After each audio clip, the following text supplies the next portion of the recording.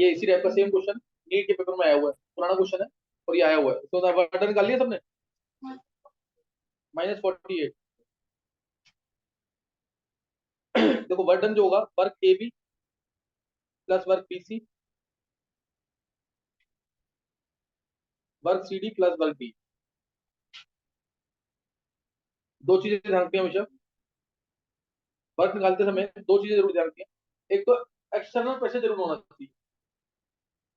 अगर external pressure नहीं है, वैक्यूम है, मान लो इस रूम में वैक्यूम होता, कोई एयर नहीं हो, तो गैस क्या किसी का एक्सपैंड करती क्या?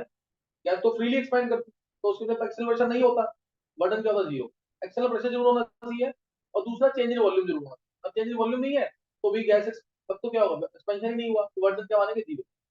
तो इसलिए और प्रैक्टिकली ना एक वर्डन होता है वी डेल्टा पी, उसको भी लेते हैं। कुछ ना दिया हो, वैल्यू जीरो नहीं दे रखी है, तो वी डेल्टा पी मानना वर्डन, V delta V plus V delta P हो। तो वो भी ध्यान रखना, पेपर ऑब्जेक्टिव में अप्लाई करना पड़ता है। अब इसमें वर्क बीसी क्या है? जीरो। क्यों जीरो है? ये वॉल्यूम कांस्टेंट है ना बीसी में, देखो इधर। और ऐसे ही वर्क डी ए क्या होगा? ये दो जीरो हो जाएंगे। क्लियर? ये दो चीजें जीरो होंगी। वर्क ए बी निकालना है, ए बी में एक्सपेंशन हो रहा है, ऐसे भी जा रहे हैं, तो प्रेशर कितना है? प्रेशर कितना है? 10 एटमॉस्फेयर में, नेगेटिव लगा देना पहले ही। वॉल्यूम कितना है? 10 से 10 चला गया, 2 से 10 गया ना, 10 - 2। नेगेटिव क्यों लगाया मैंने? एक्सपेंशन है ना, तो नेगेटिव लगा देना। अब सी से डी एक्सपेंशन है कंप्रेशन है? पॉजिटिव की नेगेटिव? पॉजिटिव। तो प्रेशर कितना है इसमें कांस्टेंट वाला? 4। वॉल्यूम में चेंज कितना है?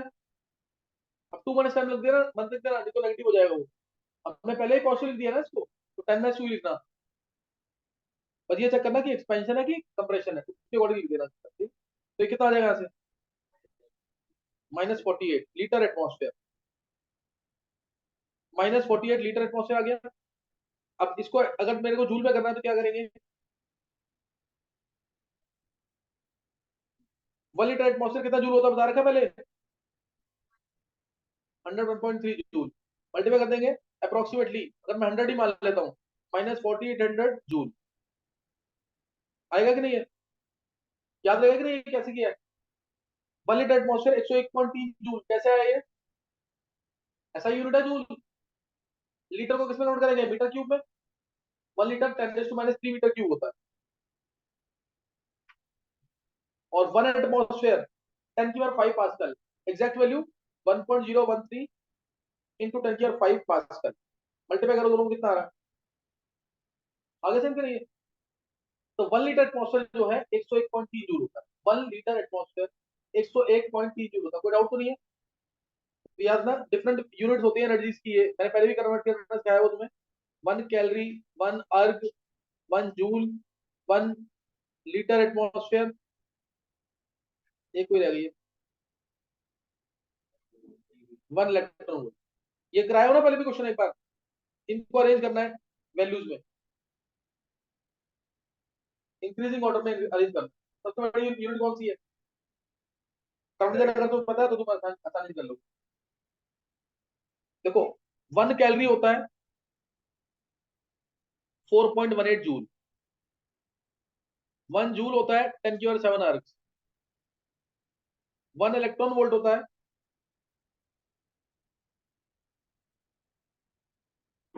1.6 इंटू 10⁻19 जूल। कर लोगे का मतलब? सबसे बड़ी यूनिट कौन सी है? Litre atmosphere 101.3 joule. सबसे बड़ी यूनिट कौन सी है? Litre atmosphere. उसके बाद लीटर एटमॉस्फेयर पहले, फिर कैलोरी, फिर जूल, फिर अर्ग। सबसे छोटी यूनिट क्या है? Electron volt. समझ आ गई कि नहीं है? तो यूनिट्स पता होनी चाहिए सारी, इसमें अप्लाई करना है ज्यादातर। तो जूल यूज होगा, ज्यादातर यूज क्या होगा? जूल यूज होगा। तो ये जूल में आंसर निकाल दिया। अब इसका एक डायरेक्ट आंसर भी है। डायरेक्ट आंसर कैसे निकलता है? एरिया। लेकिन क्वेश्चन कैसे पड़ेगी? क्लॉकवाइज हमेशा नेगेटिव आंसर। क्लॉकवाइज जा रहे हैं तो हमेशा negative, burden bye the system हो। क्लॉकवाइज एरिया कितना है? एरिया से कितना है? रेक्टेंगल का एरिया लेंथ इंटू ब्रेड्थ होता है 6 ये 8 ये, कितना आ गया? 48। 6 इंटू 8 48, माइनस लगा देंगे क्योंकि क्लॉकवाइज है तो हमेशा नेगेटिव। -48 क्लियर हो गया कि नहीं है? नेक्स्ट सेकंड प्रोसेस में 1 5 है ना, W और Q दोनों पास फंक्शन। यहाँ पे डेल्टा H डेल्टा S और डेल्टा E क्या होंगे? 0, क्योंकि वो स्टेट फंक्शन है। स्टेट फंक्शन की वैल्यू ताकि उसमें क्या होगी? 0। स्टेट फंक्शन की वैल्यू क्या होगी? 0। तो ये याद रखना, डायरेक्ट लगा देना इसमें। डेल्टा H डेल्टा S और डेल्टा E क्या होंगे? 0। स्टेट फंक्शन की वैल्यू इनिशियल स्टेट और फाइनल स्टेट अगर सेम है तो delta H delta S delta E ये तीनों स्टेट फंक्शन है, 0 वैल्यू आ जाएगी। अब जैसे स्ट्रिप पे निकालना वर्डन,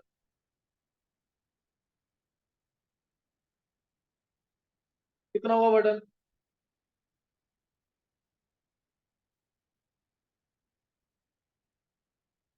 प्रेशर, वॉल्यूम, वर्डन कितना होगा इसमें? ये 2 है, 10 लीटर।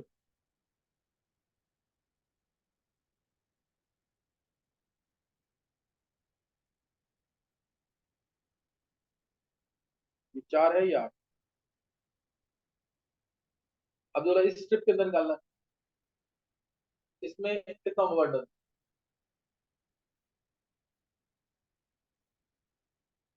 क्या इसमें कहीं पे भी प्रेशर कांस्टेंट है? नहीं है ना, तो वर्डन कितना होगा ए से बी जाने में? ए से बी जाने में कहीं भी प्रेशर कांस्टेंट नहीं है, तो क्या ऐसे केस में क्या करते हैं? एक इसमें से छोटी सी, बहुत माइन्यूट स्ट्रिप काटेंगे जिसमें मान सकते हैं कि प्रेशर कांस्टेंट ये ना यहाँ पे इतने ये ले लिया।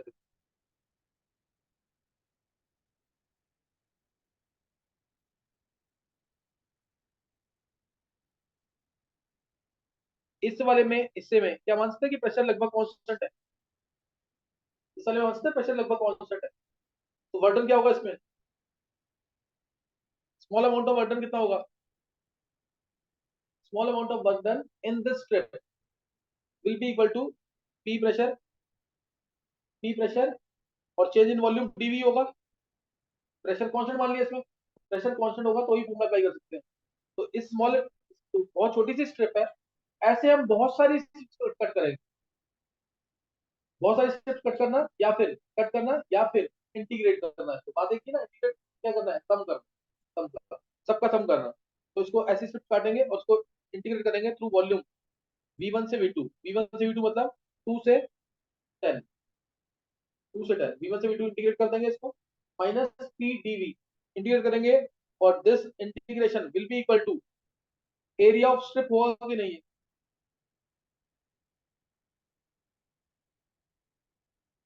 ये होगा कि नहीं एरिया ऑफ स्ट्रिप? ये एरिया ऑफ स्ट्रिप कैसे है? पी डीवी क्या है? 92 ब्रेड तो आ रहा है, एरिया ऑफ स्ट्रिप है कि नहीं? तो इधर ये एरिया ऑफ स्ट्रिप है। तो जब मैं इसको इंटीग्रेट, जब मेरे को पूरे को इंटीग्रेट करना है, जब इसको पूरे को इंटीग्रेट करना है, तो यानी इसका मतलब ऐसे जब वैल्यू आएगी V1 से V2 पुट करने के बाद, तो ये पूरा आ जाएगा यहाँ से यहाँ तक कि नहीं? और ये क्या है? एरिया ऑफ टोटल बर्डन क्या होगा? एरिया ऑफ ट्रेपेजियम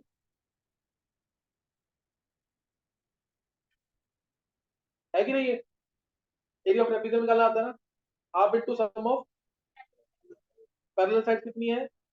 4 और 8, और difference between the parallel side कितना है? 10 - 2। एक्सपेंशन है तो आंसर नेगेटिव। समझ आएगा कि नहीं? एक्सपेंशन है, आंसर क्या जाएगा? नेगेटिव। क्लियर है कि नहीं? मतलब जब भी ऐसे क्वेश्चन आते हैं तो एरिया अंडर द कर्व निकालना, तो क्या निकालना है? Area under the curve. Expansion तो नेगेटिव, कंप्रेशन तो पॉजिटिव, एक्सपेंशन तो नेगेटिव और कंप्रेशन तो पॉजिटिव। अब यहाँ पे मैं तो बता रहा हूँ, देखो एक फॉर्मूला तुमने पढ़ लिया है इसकी, reversible and irreversible work. Reversible and irreversible work, ये सबसे रिवर्सिबल प्रोसेस और इरिवर्सिबल प्रोसेस। अब मैं बता रहा हूँ आपसे फॉर्मूला, अभी एक आया है work done equal to minus P external DV, क्या फॉर्मूला क्लियर हो गया है? फॉर्मूला अभी तक एक ही आया है, क्या आया है? Minus P external TV. अब रिवर्सिबल, इसमें स्कूल में तो डेफिनेशन आएगी सिर्फ, difference between reversible and irreversible process, बस ये आएगा। समझना जरूर ढंग से इसको, रिवर्सिबल प्रोसेस क्या है और इरिवर्सिबल प्रोसेस क्या है।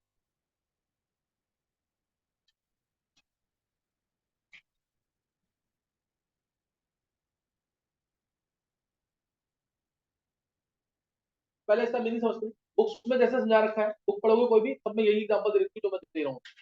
इसमें क्या है, जैसे ये लिया, यहाँ अंदर गैस है,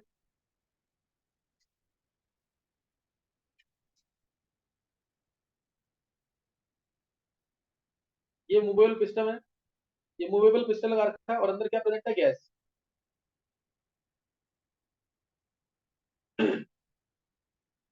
जैसे स्टार्टिंग में क्या होगा, स्टार्टिंग में गैस प्रेशर डालेगी पिस्टन के ऊपर, पिस्टन जो है फ्रिक्शनलेस है, ये मूव करेगा कि नहीं, मूव करेगा, फिर वहां जाके सेटल कर देगा, वहां जाके सेटल हो जाएगा, जहां पे ड्राइविंग फोर्स और अपोजिंग, ये अपोजिंग फोर्स है, अपोज कर रहा है ना इसको, और ये ऊपर की तरफ पुश करेगी गैस, जहां पे दोनों फोर्स बैलेंस हो जाएंगे, वहां पिस्टन स्टॉप कर देगा कि नहीं, रुक जाएगा कि नहीं। जब ड्राइविंग फोर्स किसके इक्वल हो गया,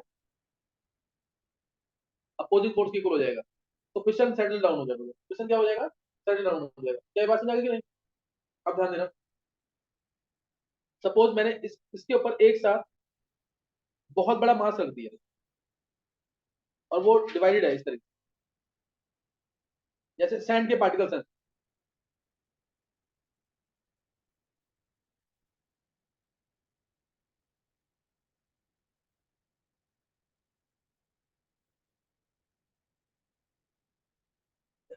ये रखा हो, तो ये क्या करेगा इस केस में, जो अपोजिंग फोर्स है बहुत ज्यादा हो गया कि नहीं, तो इससे क्या होगा, कंप्रेशन होगा। अब यहाँ ध्यान समझना, अब मैं क्या कर रहा हूँ, एक एक करके, एक एक करके ये पार्टिकल्स हटा रहा हूँ, ये पार्टिकल एक हटा दिया, क्वेश्चन क्या होगा, हल्का सा क्या होगा, ऊपर जाएगा नीचे आएगा, ऊपर उठेगा, एक्सपेंशन होगा कि नहीं। यानी गैस का प्रेशर क्या होता है, बढ़ता जा रहा है, पी एक्सटर्नल क्या हो जाएगा, पी इंटरनल, इंटरनल यानी गैस का प्रेशर, माइनस बहुत स्मॉल सा चेंज डीपी, पहले एक्सटर्नल प्रेशर था मान लो 10 एटमॉस्फेयर या 20 100 एटमॉस्फेयर मान लो, पहले एक्सटर्नल प्रेशर था 100 एटमॉस्फेयर, मैंने जब एक पार्टिकल ऊपर से हटा दिया तो प्रेशर कितना हो जाएगा, 99.999 एटमॉस्फेयर, हल्का सा प्रेशर कम हुआ तो गैस ऊपर एक्सपैंड कर जाएगी, गैस क्या करेगी, ऊपर एक्सपैंड कर जाएगी। क्या क्लियर है, समझ आ गया कि नहीं है। अब ऐसे एक पार्टिकल और हटा दिया तो गैस क्या करेगी, और एक्सपेंड कर जाएगी कि नहीं, किसी इंस्टेंट पे भी, किसी इंस्टेंट पे भी पी एक्सटर्नल कितना है, मैं क्या कह रहा हूँ, पी एक्सटर्नल कितना हो गया, पी एक्सटर्नल और पी इंटरनल में क्या कोई खास डिफरेंस आ रहा है, अगर मैं एक पार्टिकल हटा रहा हूँ तो क्या पी एक्सटर्नल पी इंटरनल में कोई खास डिफरेंस आ रहा है, प्रेशर लेकिन थ्रू आउट चेंज हो रहा है, प्रेशर क्या हो रहा है, थ्रू आउट चेंज हो रहा है, लेकिन system is almost in the state of equilibrium है कि नहीं, और जो चेंज आ रहा है वो बहुत स्मॉल है कि नहीं, चेंज जो आ रहा है बहुत स्मॉल है कि नहीं। ऐसे ही ये रिवर्सल प्रोसेस हो रहा है, ये कौन सा प्रोसेस है, रिवर्सल प्रोसेस। अब इसको करने में, इसको करने में इनफाइनाइट स्टेप लगेंगे कि नहीं, इसको करने में इनफाइनाइट स्टेप लगेंगे कि नहीं, इसको करने में इनफाइनाइट टाइम लगेगा कि नहीं। वर्क एक्सपेंशन जो हो रहा है इसमें होता है मैक्सिमम, ये प्रूव भी होगा आगे जाकर, वर्क एक्सपेंशन क्या होगा इसके अंदर, मैक्सिमम, वर्क ऑफ एक्सपेंशन क्या होगा, मैक्सिमम। एक एक करके सैंड पार्टिकल को हटाना किसी भी स्टेट पे, पहले जब एक हटाया तो ये आ गया, फिर दोबारा हटाया तो भी क्या होगा, P external P internal minus DP, लेकिन एक्सटर्नल इंटरनल क्या होंगे, अभी दोनों लगभग बराबर प्रेशर, लेकिन थ्रू आउट क्या हो रहा है, चेंज हो रहा है, प्रेशर क्या हो रहा है, थ्रू आउट चेंज हो रहा है। और एक मैंने ये समझ आ गया रिवर्सल प्रोसेस क्या है, process is carried out in such A way that, definition लिखेंगे पहले, if a process is carried out in such a way that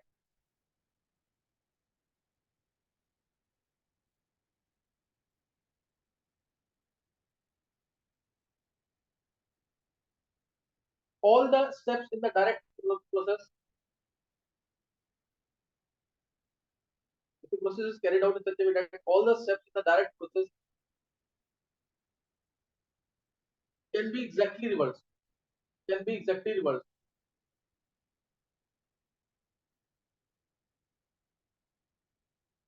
If the process is carried out in such a way that all the steps the direct process can be exactly reversed, then it is reversible process. For such processes, for such processes, driving force and opposing force are almost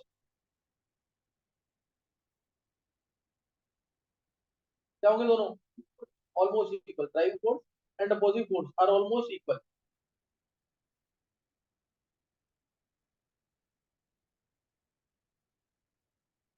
It takes infinite steps to complete.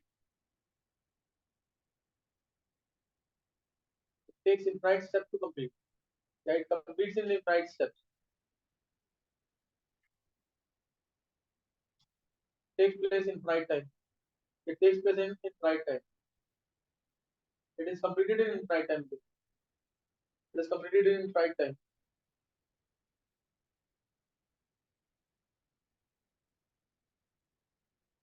Pressure हर एक instant में change हो रहा है कि नहीं? Pressure is change throughout the process very slowly. Pressure हर एक चाहे 0.01 एटमॉस्फेयर से चेंज हो रहा है, 0.01 0.001 चेंज हो रहा है ना. Pressure is change throughout the process. Pressure is not constant through out the process.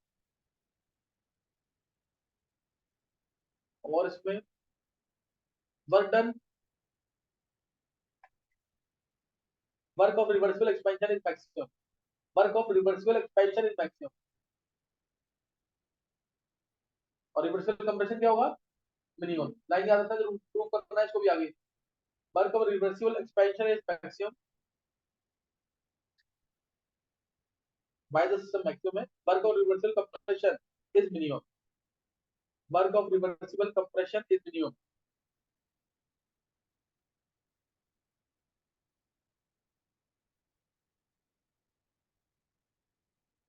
Work of reversible compression is minimum. Clear हो गया कि नहीं? और system remains almost in state of equilibrium. System remains almost in state of equilibrium.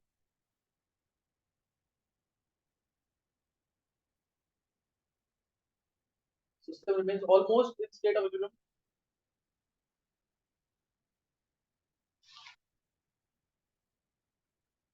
at every moment, है ना. अब देखो, ये तुम्हें समझ देखो. अब ऐसे ही अगर इरिवर्सिबल प्रोसेस होता, अगर इरिवर्सिबल प्रोसेस है मींस मैंने एक साथ क्या किया, सारे पार्टिकल्स हटा दिए. ये एक साथ सारे पार्टिकल्स हटा दिए, तो इमीडिएटली क्या होगा? प्रेशर चेंज करेगा. इमीडिएटली प्रेशर क्या हो जाएगा? डाउन हो जाएगा. और इमीडिएटली वॉल्यूम तेजी से बढ़ जाएगा. हुआ कि नहीं है? तो ये ऐसे होता है, ध्यान देना. इसको ग्राफ के थ्रू बता रहा हूं मैं. Pressure volume, pressure volume litre में, प्रेशर एटमॉस्फेयर में, वही चीज. देखो जैसे मैं प्रेशर था इनिशियली सपोज 10 एटमॉस्फेयर. प्रेशर कितना था? 10 एटमॉस्फेयर.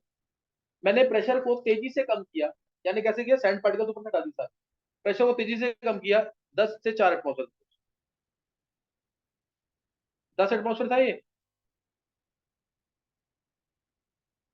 इसको इमीडिएटली कर दिया 4 एटमॉस्फेयर. 4 एटमॉस्फेयर कर दिया इसको. तो वॉल्यूम क्या होगा? तेजी से बढ़ेगा कि नहीं? वॉल्यूम यहाँ पे सपोज था 2 लीटर. वॉल्यूम तेजी से हो गया 10 लीटर. बढ़ गया कि नहीं?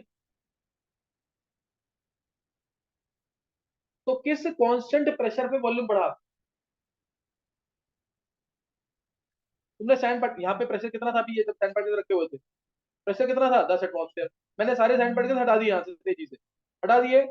तो वॉल्यूम बढ़ेगा कि नहीं? ये गैस मॉलिक्यूल ऊपर जाएंगे कि नहीं? ये ऊपर जाएंगे. वॉल्यूम तेजी से बढ़ेगा. वॉल्यूम तेजी से बढ़ा. किस कांस्टेंट प्रेशर पे वॉल्यूम बढ़ा? जो कम वाला है. 10 था पहले, अब कितना कर दिया? 4 एटमॉस्फेयर. तो 4 एटमॉस्फेयर में कांस्टेंट प्रेशर है और उसमें वॉल्यूम तेजी से बढ़ा. कितना? 2 से 10. 2 से 10 लीटर. समझ आ गया कि नहीं? ये कौन सा है? Irreversible process. ये कौन सा है? Irreversible process. और अब मैं क्या कर रहा हूँ? इसी पे, इसी के ऊपर ये सैंड पार्टिकल रखे हुए हैं ऐसे. अब एक एक करके सैंड पार्टिकल हटा रहे हैं. जैसे ये एक सैंड पार्टिकल हटा दिया, ये हटा दिया. प्रेशर 10 एटमॉस्फेयर से कितना हो गया? 9.99. फिर एक पार्टिकल और हटा दिया, प्रेशर कितना हो गया? 9.998, 9.997, 9.996, इस टाइप से। बहुत हल्का सा ही प्रेशर चेंज हो रहा है कि नहीं? वॉल्यूम हल्का सा ही बढ़ेगा कि नहीं? At each and every point pressure will decrease and volume will increase. तो ऐसा होगा, देखो।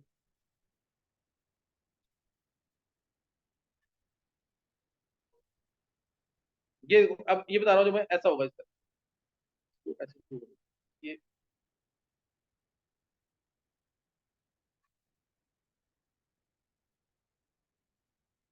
होगा ऐसे कि नहीं? जोड़ देना इसको। 10 एटमॉस्फेयर था यहाँ पे, और वॉल्यूम देखो, प्रेशर हर एक इंस्टेंट पे चेंज कर रहा है कि नहीं? 10 हुआ, 9.99 हुआ, 9.997, 9.996 करके प्रेशर क्या होता जा रहा है? कम होता जा रहा है। और वॉल्यूम क्या होता जा रहा है? बढ़ता जा रहा है। तो हर एक इंस्टेंट में प्रेशर चेंज हो रहा है, हर एक इंस्टेंट में वॉल्यूम क्या हो रहा है? बढ़ रहा है। क्या समझ आ गए? तो अब बताओ, रिवर्सिबल वर्क, जो रिवर्सिबल वर्क है, वो एरिया अंडर दिस कर्व होगा, ये रहा, ये होगा कि नहीं? और इरिवर्सिबल वर्क, वो एरिया अंडर दिस रेक्टेंगल होगा कि नहीं? होगा कि नहीं? तो कौन सा वर्क ज्यादा है एक्सपेंशन? कौन सा वर्क ज्यादा है, एक्सपेंशन वाला? कौन सा वर्क ज्यादा है, रिवर्सिबल की इरिवर्सिबल? क्लियर हुआ क्यों हुआ ऐसा? है ना, उसमें क्या है, तेजी से प्रेशर कम किया, तेजी से वॉल्यूम बढ़ गया। कौन सा कांस्टेंट प्रेशर लेना है? जो कम वाला है, एक्सपेंशन में जो कम वाला है वो लेना है। समझ आया कि नहीं है? अब ऐसे ही अगर उल्टा प्रोसेस करते, अब उल्टा प्रोसेस कर रहे हैं। पहले मैंने सैंड पार्टिकल हटाए थे, अब क्या कर रहे हैं, सैंड पार्टिकल एक बार एक साथ रख दिए। एक साथ रख दिए अगर, तो प्रेशर तेजी से बढ़ेगा, प्रेशर तेजी से बढ़ेगा कि नहीं? और वॉल्यूम तेजी से कम हो जाएगा। तो ये प्रेशर था, मान लो। अब इसी को ले रहा हूं मैं, ध्यान से समझना बिल्कुल।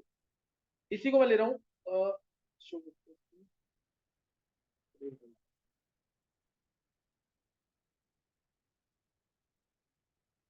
ध्यान देना। अब प्रेशर तेजी से, मैंने क्या किया, सैंड पार्टिकल एक साथ रख दिया। पहले प्रेशर था यहाँ पे, कितना लिखा था? 4 एटमोस्फेयर लिखा था, 4 लिखा था ना? पहले प्रेशर था 4 एटमोस्फेयर, पहले प्रेशर कितना था? 4 एटमोस्फेयर। अब मैंने क्या किया, तेजी से प्रेशर बढ़ाया, प्रेशर तेजी से बढ़ाइए, बढ़ा। फाइनल प्रेशर लेना होता है हमेशा। वॉल्यूम तेजी से क्या हो जाएगा? कम हो जाएगा। सैंड पार्टिकल एक साथ रख दिए बहुत सारे, तो क्या होगा? प्रेशर तेजी से बढ़ा, 4 से 10 एटमोस्फेयर। वॉल्यूम तेजी से कम होगा, इसी 10 एटमोस्फेयर पे कितना हो जाएगा?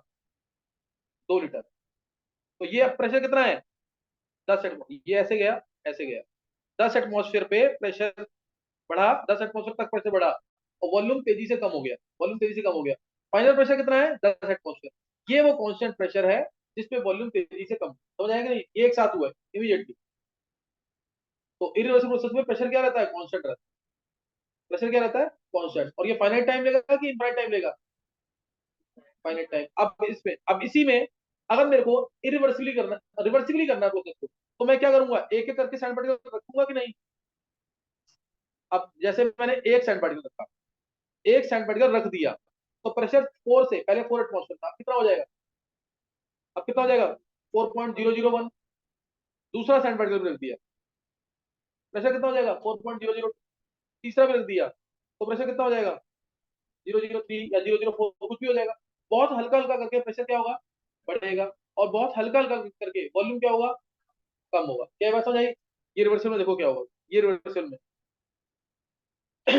ये रिवर्सल में सेम लाइन जाएगी, सेम जाएगी कि नहीं? अब यही होगा कि नहीं? इसमें प्रेशर क्या हो रहा है? हल्का हल्का करके बढ़ रहा है, और वॉल्यूम क्या हो रहा है? कम हो रहा है। अब इरिवर्सिबल की बात कर रहे हैं। इरिवर्सिबल का जो वर्क डन होगा वो तो सेम रहा कि नहीं है? सेम रहा कि नहीं है? वर्क डन सेम है। अब इरिवर्सिबल वर्क ऑफ कंप्रेशन, वो देखो ज्यादा आ रहा है कि नहीं? ये क्या है? ये तो बहुत सारा आएगा, ये ऊपर वाला भी आएगा कि नहीं? बढ़ गया कि नहीं?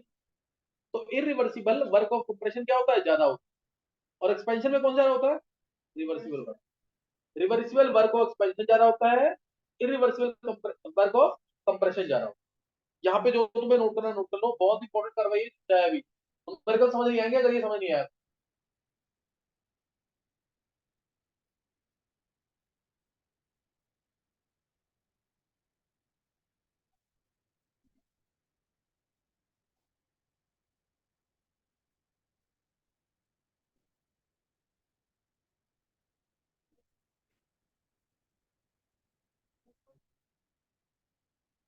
समझ आया कि समझ आया?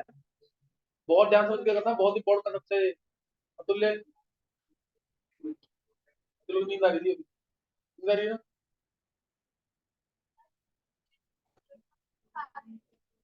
बात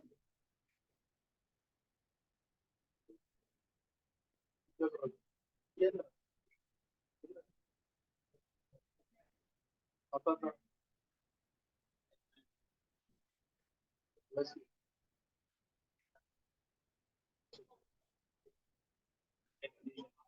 लिंक कर ले, सारा कर ले दोबारा, फिर वो चल कट जाता है, पर लिंक कर ना।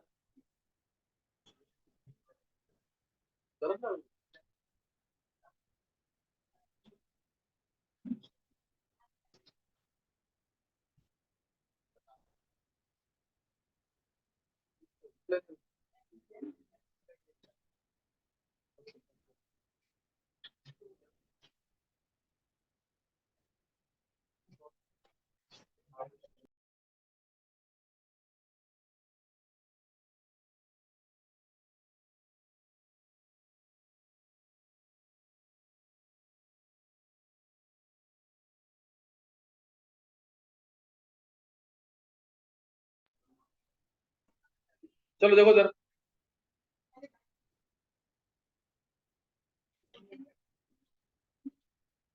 ये समझ आ गया ग्राफ की नहीं?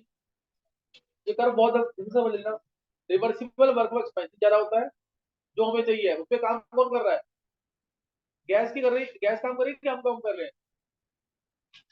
एक्सपेंशन हो रहा है तो गैस के, गैस एक्सपेंड कर रही है ना, तो गैस काम कर रही है। हम हमें यही चाहिए कि वो मैक्सिमम हो, मैक्सिमम है।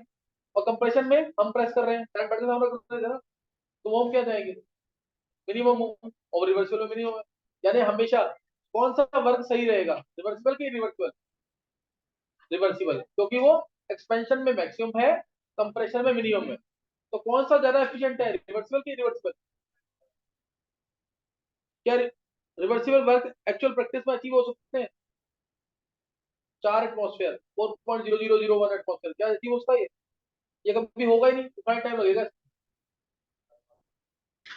रिवर्सिबल वर्क में एक्सपेंशन ज्यादा है, यानी आउटपुट जो है, गैस जो काम कर रही है वो आउटपुट है।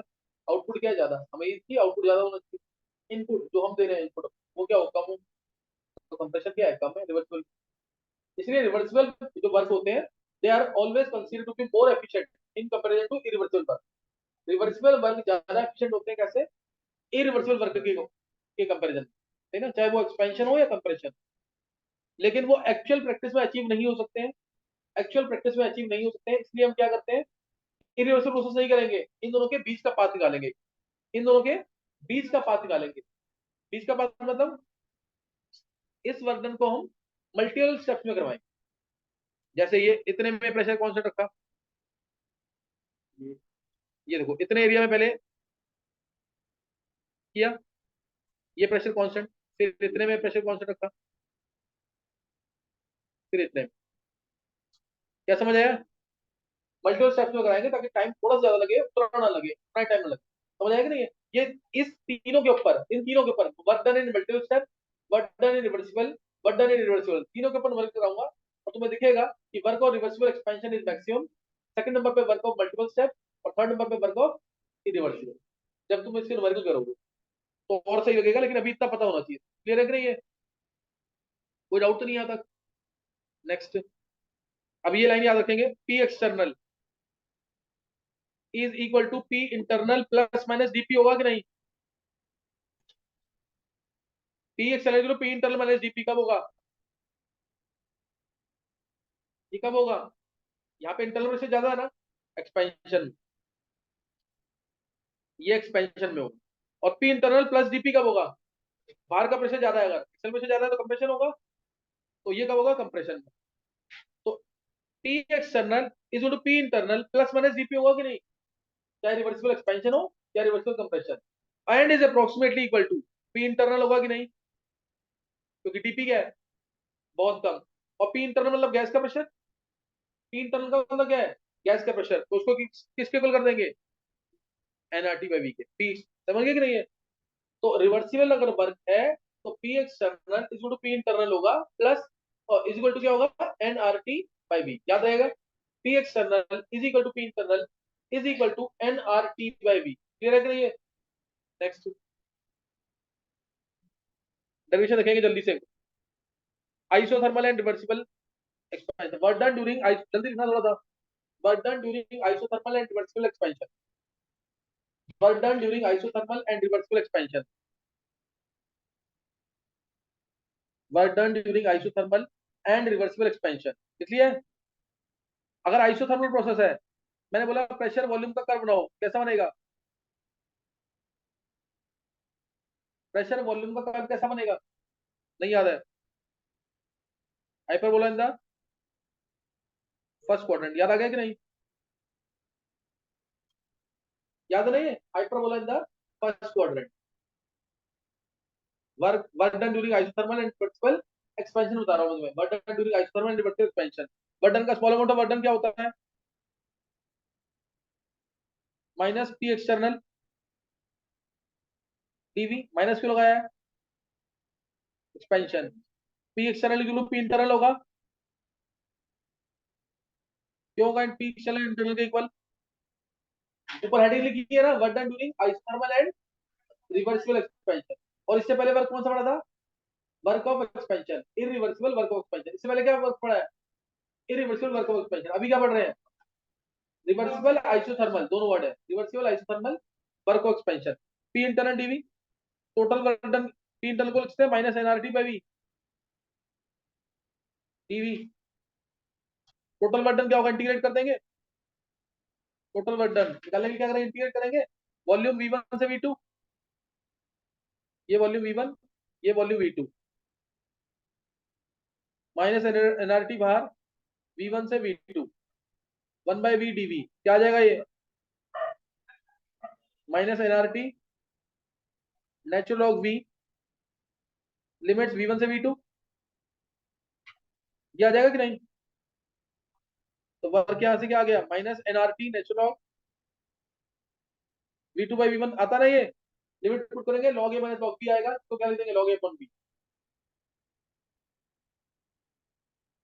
Minus NRT natural log P1 by P2। भूलना नहीं formula, V2 by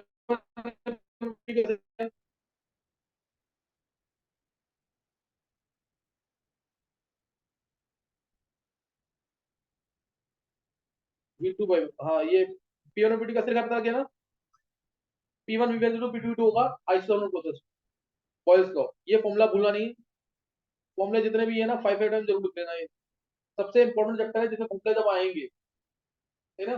-2.303 NRT log,